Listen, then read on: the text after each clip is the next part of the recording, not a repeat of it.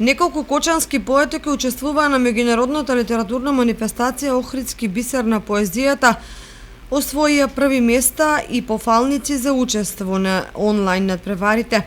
Поетесата Милица Паулус продолжува да ги мотивира и активира поетите и во време на пандемија да ги изразуваат своите литературни и творечки способности, организирајќи културни и онлайн манифестации. Покрај ова се одража и меѓународната литературна манифестација организирана од фондацијата Такец, на која учествува и наши поети.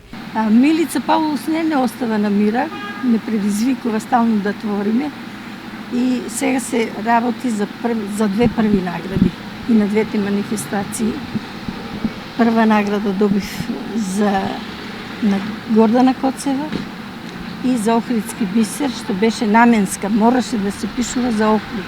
На Охридски бисер беа Охридските бисери, таму ги напоменав културните споменици во Охрид.